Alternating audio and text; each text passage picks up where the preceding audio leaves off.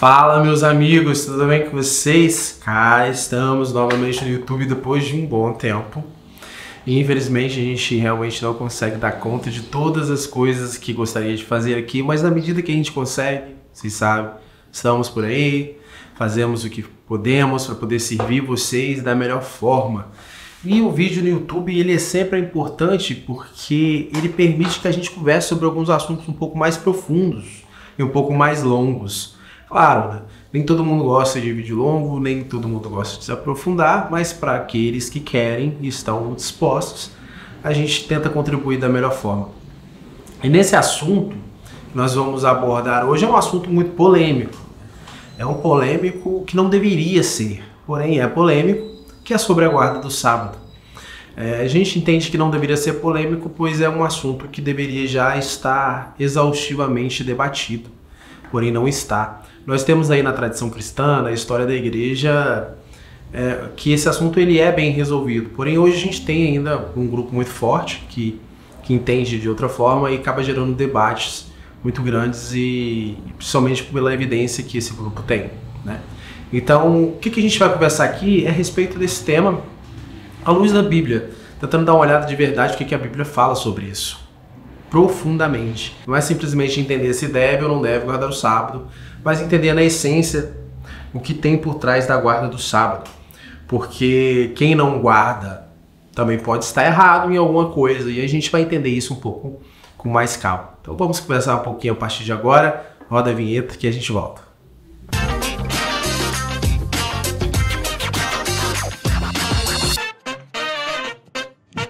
Então vamos lá. A guarda do sábado, então, para a gente entender, ela é uma ordenança que foi dada ao povo de Israel lá no Monte Sinai, dentro dos 10 mandamentos, isso aí todo mundo sabe. Também é mencionada também a questão do descanso, da guarda de um sábado, e a santificação de um sábado, que é citada em Gênesis. Mas uma das coisas que a gente precisa lembrar, muito importante, que a pessoa que escreveu Êxodo e os 10 mandamentos ali na escritura é a mesma pessoa que escreveu o livro de Gênesis e relatou daquela forma aquelas coisas, que é Moisés no caso, né? Mas assim, não é que as coisas estejam ligadas, mas as coisas elas partem de um princípio que a gente precisa entender. Quando, por exemplo, a Bíblia ela fala que Deus descansou, obviamente a gente precisa entender o contexto disso, porque Deus ele não se cansa, Deus ele não se fadiga, Deus não é homem. O que acontece ali é um evento que a gente conhece na Bíblia como antropomorfismo, ou seja, são características do homem, características nossas, que a gente conhece, que a gente vive, para falar de Deus. Isso acontece na Bíblia diversas vezes, quando diz, por exemplo, que Deus ele mudou de ideia, que Deus se arrependeu, enfim. A gente entende que Deus não é homem para se arrepender, não mente e tudo mais. Porém, necessário em alguns momentos, o autor ele escreve a partir do ponto de vista dele mesmo.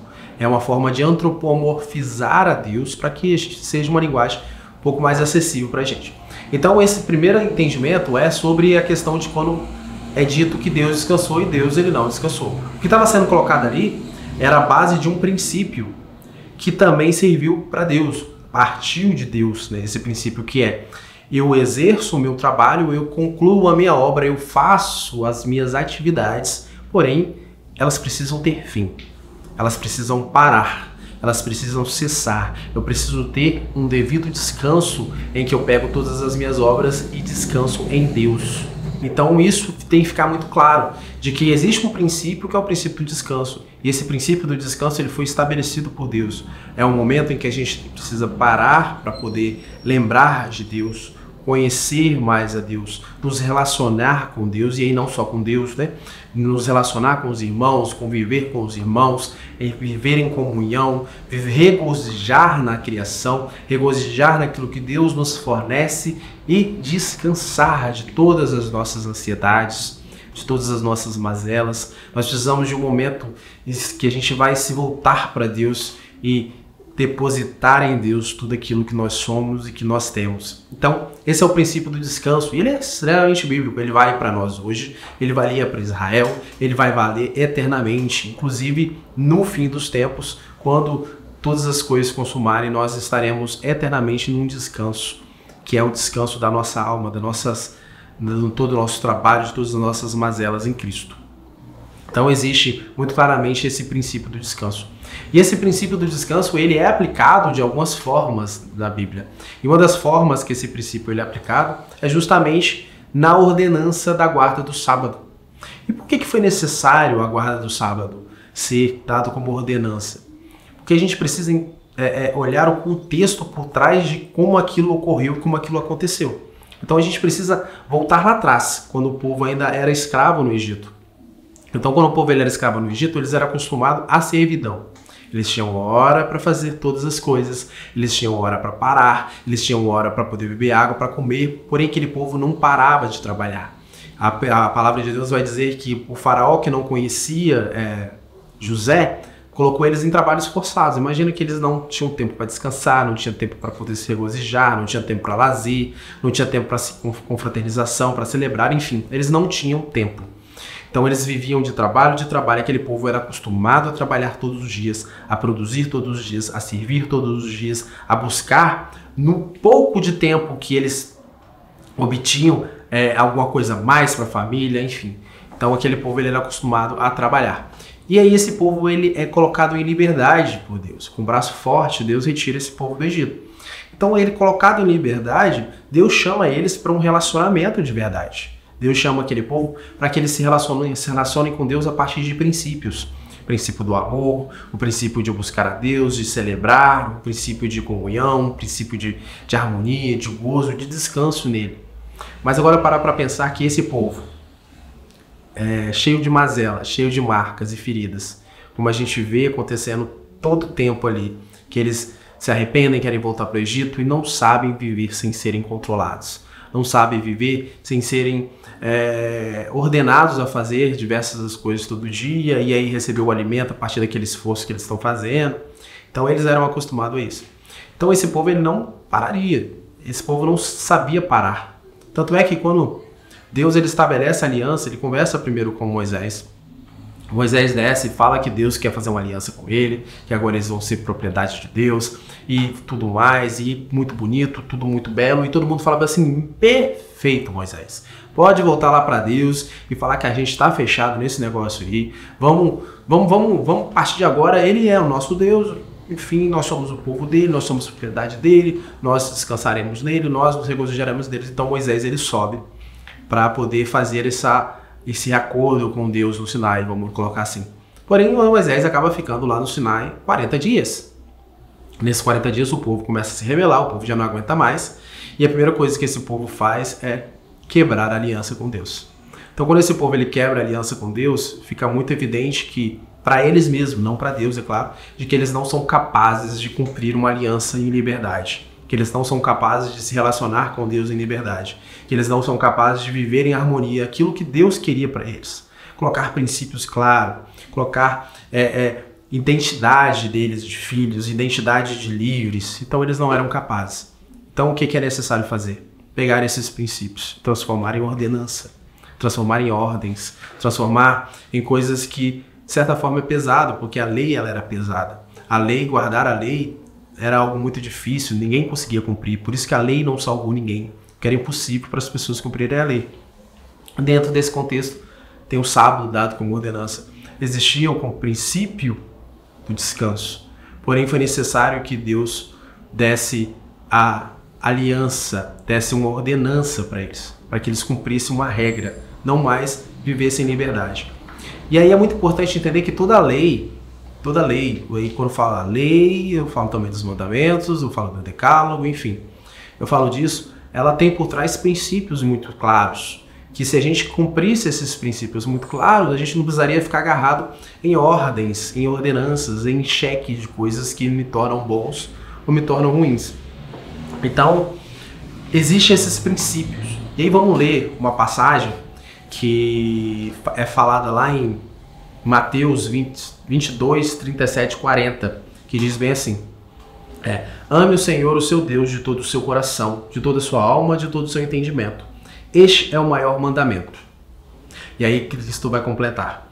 E o segundo é semelhante a ele: ame o seu próximo como a si mesmo. Destes dois mandamentos dependem toda a lei e os profetas. O que Cristo está falando aqui? Ele está dizendo que tudo que está escrito lá tem um negócio mais forte, um negócio maior por trás, que é o princípio do amor. É amar a Deus sobre todas as coisas e amar o próximo como a nós mesmos. Disso depende toda a lei e os profetas. Cristo, ele resume isso lá na frente, mas antes, por exemplo, quando você olha lá no Sermão do Monte, Mateus 5, ele já dá um vislumbre dessas coisas. Ele dá uma pincelada sobre esses verdadeiros princípios que estão por trás dessa lista de ordenanças, dessa lista de afazeres. E aí ele vai dizer, por exemplo, quando ele vai falar sobre o assassinato, está escrito lá, não matarás. Beleza, não matarás, que isso diz. Está escrito não matarás. Mas eu ainda te digo que se você odiar o seu irmão, você já é assassino. Então Cristo está dizendo bem assim, se você não amar o seu irmão, você já é culpado de homicídio. Então ele está dizendo o seguinte, que o não matarás, ele é uma forma, é um desdobramento de algo maior. E o que é esse algo maior? É amar o próximo, é amar as pessoas, inclusive os nossos inimigos. Então não adianta eu simplesmente não matar. Porque vamos colocar assim, para a maioria das pessoas, não matar o inimigo é fácil. Claro que tem pessoas aí que são psicopatas e matam de verdade. Mas para as pessoas comuns, vamos colocar assim, é muito simples a gente não matar os nossos inimigos. Agora, falar para eu amar o meu inimigo é algo mais complicado, é algo mais complexo, concorda? Porém, é isso que a Bíblia está dizendo, é isso que Cristo está falando, quando diz que devemos amar o próximo como a nós mesmos e Deus acima de todas as coisas. Ele vai falar também sobre não adulterarás, por exemplo. E aí, no não adulterarás, fala muito sobre cobiçar, sobre a cobiça, sobre a concupiscência dos olhos, da carne, enfim. Então ele vai dizer bem assim, beleza, você pode não ser um adúltero, você pode não chegar às vias de fato de não adulterar.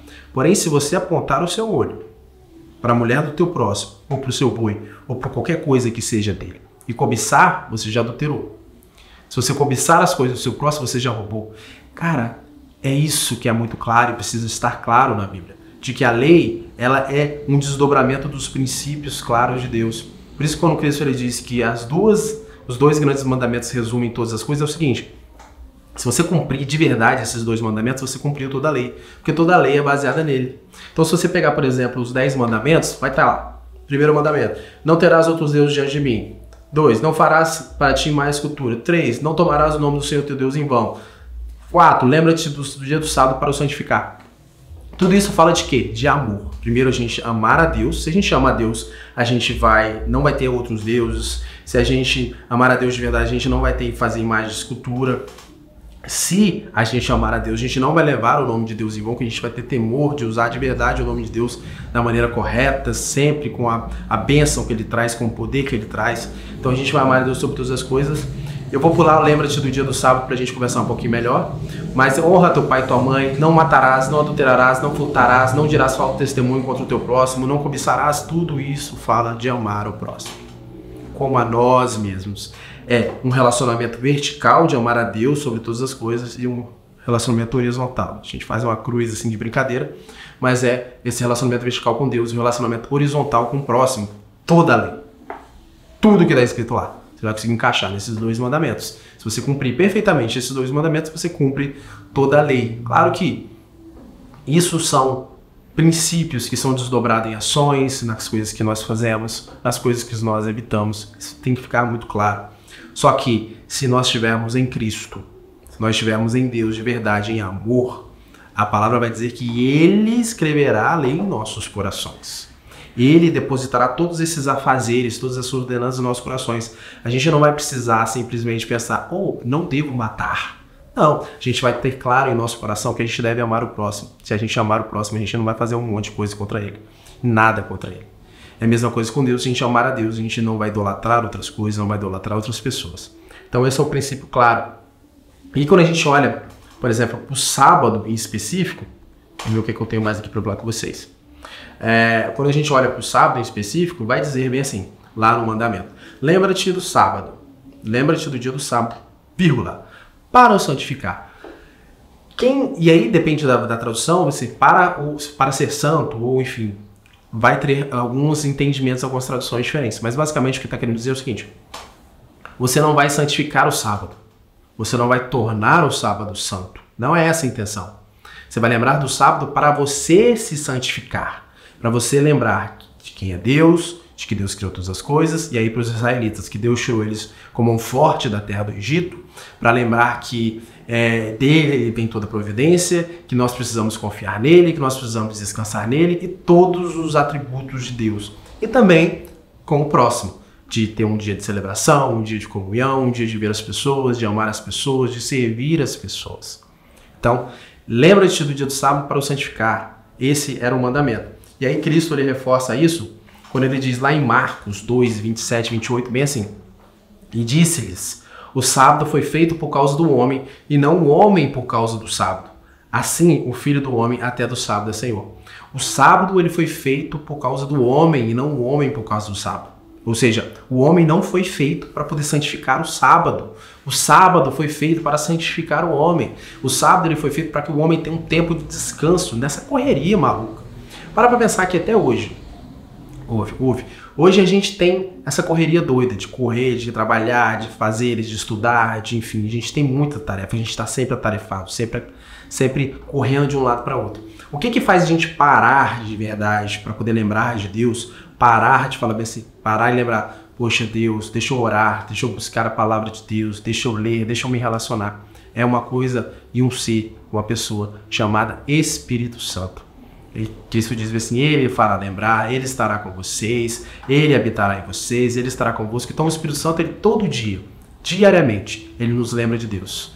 Todo dia, diariamente, ele nos convoca, ele nos conforma, ele nos incomoda. Porém, para pensar, mesmo nesse tempo, com o nosso Espírito Santo em nós, é muito difícil. É bastante difícil. A gente esquece, a gente prioriza outras coisas, a gente prioriza coisas que não devia, etc, etc, etc. Imagina naquele tempo em que eles não tinham o Espírito Santo como nós temos hoje. Porque naquele tempo o Espírito Santo ele vinha sobre porções, sobre pessoas que iam fazer algo e pessoas que tinham algo para falar com o povo. Então naquele tempo era praticamente impossível. Eles queriam simplesmente trabalhar e correr e entregar. Então, simplesmente dizer, vocês são livres. Vocês precisam todo dia lembrar. Eles não iam lembrar. Então foi necessário ter uma lei dura e fixa. Falar bem assim, no sábado vocês têm que parar para fazer de tudo que vocês estão fazendo. E aí vocês têm que deixar livre a escrava, vocês têm que deixar livre a terra, todo mundo tem que descansar. E aí tinha o ano do jubileu, enfim. Tinha um período de descanso para que as coisas se recuperassem e se regenerassem. Principalmente eles precisavam se regenerar em Deus, descansar em Deus para que eles conseguissem ter uma vida espiritual ainda, se arrepender dos seus pecados, etc. Mas hoje a gente tem um Espírito Santo. Hoje a gente não precisa de um dia fixo. A gente precisa todos os dias lembrar que Deus existe. Então todos os dias a gente precisa descansar em Deus. Todos os dias a gente tem que depositar em Cristo as nossas ansiedades, as nossas mazelas. Todos os dias nós precisamos nos santificar. Todos os dias nós precisamos estar atentos. Todos os dias nós precisamos nos relacionar com Ele. Claro que tem um dia específico, que principalmente é um dia que você vai ter comunhão com os outros. A gente trabalha muito. A gente tem afazeres, a gente tem obrigações. Tem que ter um momento na vida que a gente vai parar e encontrar os irmãos, servir os irmãos, entrar em comunhão, seja sábado, seja domingo, aí, meu amado. Paulo ainda é muito claro. Se você guarda sábado, guarde o sábado com consciência. Se você não guarda o sábado, tenha consciência também e viva sem o sábado. Porém, entenda que existe um descanso para isso. Existe um tempo que a gente precisa parar para descansar. E isso era claro, inclusive, para os israelitas. Então Deus ele colocou como ordenança, mas a ordenança, embora existisse a ordenança fixa, eles ainda tinham um princípio a ser cumprido. Por exemplo, vai dizer lá em Deuteronômio 5,15: porque te lembrarás que foste servo na terra do Egito, e que o Senhor teu Deus te tirou dali, como um forte braço estendido. Por isso o Senhor teu Deus te ordenou que guardasses o dia de sábado. Por que Deus ordenou para ele guardar o dia de sábado? Para que eles se lembrem que um dia foram escravos e hoje são livres, que Deus tirou eles com um forte braço estendido, para lembrar de Deus, para que eles fossem santificados por Deus no dia de sábado também, para que eles conseguissem viver uma vida espiritual com Deus, e é muito importante. E aí para Israel, e aí é muito claro a Bíblia, por exemplo, quando vai dizer em Êxodo 31:16, vai falar bem assim: guardarão, pois, o sábado os filhos de Israel, celebrando-os nas gerações por aliança perpétua. Então, eles vão guardar o sábado. Eles vão guardar o sábado, eles estão lá na vida deles, eles estão lá no tempo deles, eles estão lá, de certa forma, foram cegos nos seus entendimentos. Enfim, é o que diz em Romanos 11, mas haverá um tempo em que Deus fará consumar todas as coisas, né? Mas quando a gente olha pra gente, como igreja, como quem detém uma revelação plena do que era a lei, uma revelação plena do que era o Antigo Testamento, a gente precisa contextualizar mais as coisas. E a gente precisa analisar todas as coisas que a Bíblia nos diz a respeito do descanso, a respeito da lei, a respeito de tudo isso. Por exemplo, quando a gente olha no Concílio de Jerusalém, o Concílio de Jerusalém discutiu muitas coisas a respeito da lei. O Concílio de Jerusalém discutiu se eles precisavam guardar sábado, se eles precisavam guardar festa, se eles precisavam fazer muitas coisas. E lá ficou decidido poucas coisas. Eles deveriam se abster de sangue, enfim. Então, lá você já entende, no Concílio de Jerusalém, que é o primeiro encontro da igreja, que tinha Paulo, que tinha Pedro, que tinha Tiago, tinha a galera toda ali, eles chegaram à conclusão e nem sequer mencionaram que a gente deveria guardar o sábado. E aí, de uma maneira mais diretiva, então se a gente entende que no principal concílio, que o Novo Testamento vai dizer, que é o encontro de todo mundo, para poder tratar a respeito da lei, ficou decidido que não precisava mais guardar o sábado. Mas, é o que eu estou dizendo, o princípio ainda existe, mas esse princípio o próprio Espírito Santo nos incomoda. E aí na doutrina e nas palavras de Paulo, quando a gente vai olhar, por exemplo, nas cartas dele, em Romanos 14:5, por exemplo, a gente encontra que os cristãos, existiam cristãos que consideravam uns dias mais sagrados do que os outros, né? Existiam outros, porém, que consideravam todos os outros dias iguais. Então Paulo ele encoraja os crentes que são plenamente convencidos por sua própria mente a honrar a Deus em sua observância. Então o que ele está dizendo assim? Dizendo aqui, se você guarda o sábado, beleza. Se você não guarda o sábado, também beleza. Só que você precisa honrar a Deus na observância daquilo que você entendeu. Se você entendeu que o sábado fixo não é necessário, você vai ter que honrar a Deus naquilo que você entendeu que é. Beleza, se eu não guardo o sábado, eu tenho que lembrar que existe um descanso, eu tenho que lembrar que existe Cristo, que existe Deus, que eu preciso todo dia me relacionar e etc. Se eu guardo o sábado, eu tenho que entender que o sábado sozinho não está em si me salvando e me santificando. Eu preciso de Cristo, eu preciso de Deus.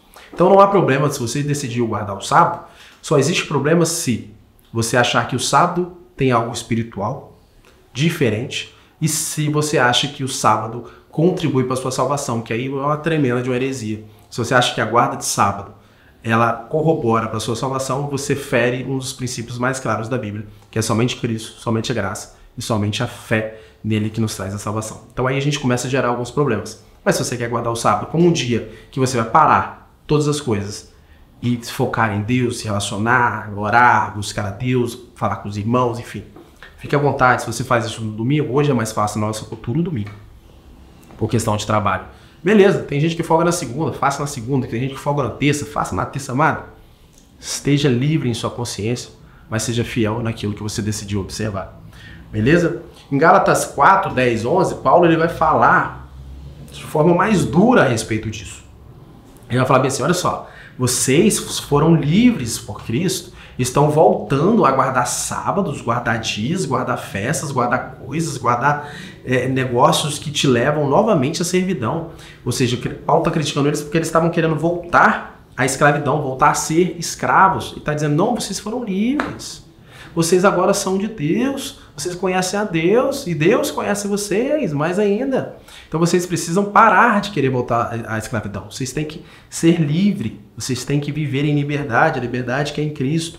E aí a mesma coisa ele reforça em Romanos 6,14, em Colossenses 2, ele vai falar a respeito dessa imaturidade de pessoas que falam isso pode, isso não pode, tem que guardar isso, tem que guardar aquilo, tem que fazer isso, fazer aquilo. Esses afazeres, essas ordenanças, esses podem e não podem. Paulo está dizendo que isso até tem uma aparência de sabedoria e serve para um certo rigor conosco mesmos, para que a gente se submeta, mas que não acrescenta na nossa vida espiritual. Paulo ele vai deixar claro que essas observâncias, que essas guardas, que esses pode e não pode, não acrescenta a nossa vida espiritual. O que acrescenta a nossa vida espiritual é estar em Cristo, é ter o Espírito Santo nos santificando, é viver um relacionamento genuíno com Deus e amar a Deus sobre todas as coisas e o próximo como a nós mesmos.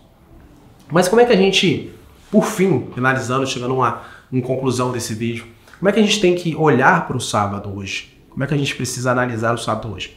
E aí a gente tem alguns versículos aqui interessantes, por exemplo, que Jesus ele se coloca como o Senhor do sábado. Jesus ele se coloca como o sábado. Jesus ele se coloca como o descanso verdadeiro e genuíno. Vai dizer, vinde a mim, Vós que estáis cansados, oprimidos, eu vos darei descanso. Nós que fomos oprimidos pelo trabalho, pelo dia a dia, pela correria, por tudo aquilo que são os nossos afazeres, temos que lembrar, eu preciso ir a Cristo, porque Ele é o meu verdadeiro descanso. Isso está em Mateus 11, 28 e 30. Em Hebreus 4, 1, 11, vai dizer que Jesus é o descanso superior ao sábado. Então Jesus, ele é superior ao sábado. Jesus é maior do que o sábado. Jesus é o sábado pleno e verdadeiro, aquele sábado que realmente nos dá descanso, que nos conforma, que nos completa, que nos regenera. Jesus, ele é o cumprimento da lei, vai dizer em Mateus 5,17. Colossenses 2,16, como eu citei, vai dizer que a gente tem liberdade em Cristo. Marcos 3, 1, 6 e Lucas 13, 10, 17 vai dizer que Jesus ensina o verdadeiro sentido do sábado, que é descansar, que é cumprir os mandamentos de Deus, que é amar a Deus sobre todas as coisas e o próximo como a nós mesmos. Então, meus amados, hoje pra gente tem que ficar muito claro isso. Você quer guardar o sábado, você quer guardar o domingo, beleza, sem problema. Pode guardar o que você quiser, mas você tem que entender que o verdadeiro descanso, a verdadeira paz, a verdadeira regeneração que nós temos é em Cristo. Não é num dia, não é numa ordenança. Não há nada e absolutamente nada que possamos fazer como obra de nossas mãos, como cumprimento de alguma coisa, que vai corroborar para aquilo que Cristo já fez plenamente por nós, que é nos salvar, que é nos dar o Espírito Santo, nos selar, nos colocar como templos do Espírito Santo. E esse templo em nós precisa ter um culto diário a Deus, um culto de todos os dias descansar em Deus, de todos os dias contemplar a Deus, lembrar da tua misericórdia, lembrar da sua maravilha, lembrar da sua santidade. Não é um dia, é Cristo. Nós precisamos estar em Cristo, de verdade. Não adianta eu guardar um sábado de 18 horas a 18 horas do outro dia se eu não estou em Cristo de verdade. Não adianta eu cumprir um domingo se eu não estiver em Cristo de verdade. Não adianta eu cumprir segunda, terça, quarta, quinta, sexta. Não adianta eu cumprir dias, não adianta eu cumprir festas, não adianta eu cumprir lei, não adianta eu cumprir nada se eu não estiver em Cristo de verdade. Cristo é o sábado. Cristo é o descanso. Cristo é a lei. Cristo é a revelação plena do Antigo Testamento. Cristo é a revelação plena de todas as coisas. Em Cristo culmina todas as coisas. Cristo cumpriu todas as coisas. Ele cumpriu a lei para que nós nele cumpramos também a lei. Porque senão nós estaremos condenados pela lei. Se em um tio nós tropeçarmos. E nós tropeçamos na lei todos os dias. Todos os dias nós somos merecedores da condenação. Todos os dias nós somos merecedores de toda a mazela que possa vir sobre nós pela condenação do pecado. Mas todos os dias, Cristo é o nosso advogado. Cristo nos santifica, Cristo nos perdoa, Cristo nos regenera. Não coloque jamais, nunca, o sábado como senhor de algo. O homem ele não foi feito por causa do sábado. O sábado ele foi feito por causa do homem. Então não coloque esse peso. A tradição judaica, naquela época de Jesus, colocou muito peso no sábado. Essas coisas, por exemplo, de não carregar a cama no sábado, de não fazer o bem no sábado, de não curar no sábado, não existe na lei. Existe apenas na tradição judaica. Nós estamos trazendo essas coisas para hoje. Nós estamos trazendo esse peso para hoje.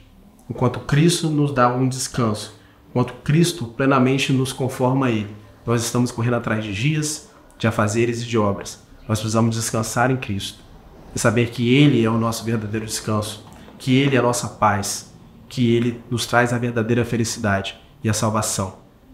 Que lembramos também sempre que precisamos parar, descansar em Deus. Não podemos viver essa correria. Não podemos viver 100% atarefados, 100% ansiosos. Nós precisamos parar e descansar. Quem dera se os irmãos que decidiram guardar o sábado não colocassem peso nas outras pessoas, simplesmente guardassem o sábado como um dia deles falarem assim: hoje eu quero parar, hoje eu quero apenas adorar, hoje eu quero apenas celebrar a Deus, celebrar a vida dos meus irmãos, hoje eu quero somente isso. Se fosse isso e não trouxesse peso, seria maravilhoso.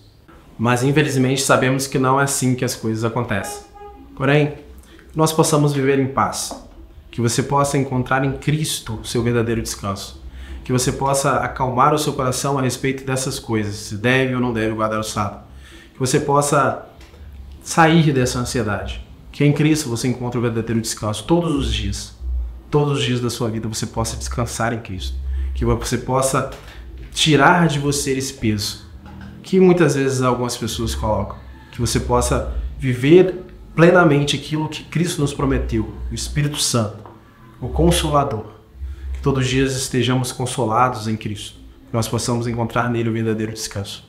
Que você fique na paz, deixe essa ansiedade, esteja em Cristo, esteja no Espírito Santo, que você possa todos os dias lembrar dele, que você possa todos os dias amá-lo e adorá-lo, que todos os dias seja o sábado do Senhor para você, ou seja o domingo do Senhor para você, seja a segunda do Senhor para você. Não se prenda a dias, se prenda somente a Cristo. A salvação é dele, tudo é por ele, tudo é para ele. Ele é Senhor do sábado e Senhor da sua vida. Ele é o seu sábado, que você possa descansar em Cristo. Graça e paz.